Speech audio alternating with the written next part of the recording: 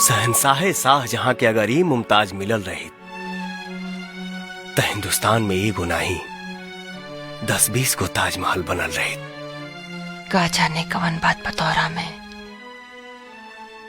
दोहरा रूप से नजर हटावे के दिल नहीं के करत। कितनों देखता नहीं बाकी दिल नहीं के भरत। ऐसन लगता कि तू हमरे ला बनल बाड़ा। नयन दोनों लागे सनहिया के सागर, खुलल केस करिया बदरियों से कारी, उठवा गुलाबी सुबह की किरनिया, भौहा बुझाला तनुहिया के धारी।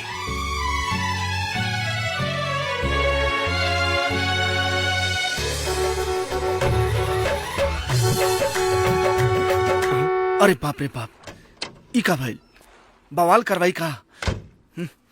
छोटे लड़की तो भवानीपुर भेटा गई।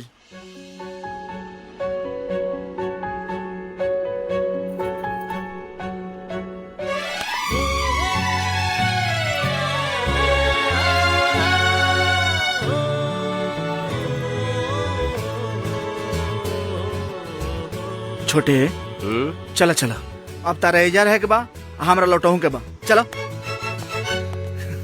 बड़ा दिन बाद फुआ के गांव आइल बनी। चलो जल्दी बैठा, चला चला।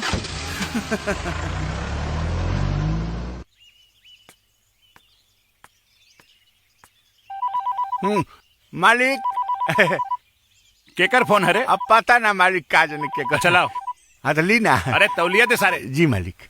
हाँ पकड़।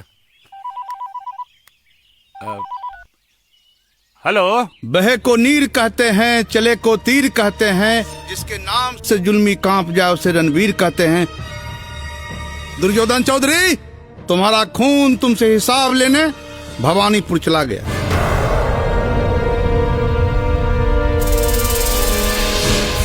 खुश रहा बेटा, खुश रहा। पवन। हाँ बड़का बाबू, हम तो हर पवन। मोहन जी पवन के घर में ले जा। अच्छा मालिक ले जा। चलिए जा बेटा जा।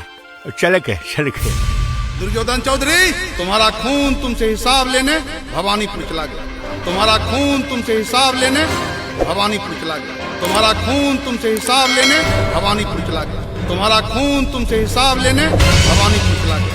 रणवीर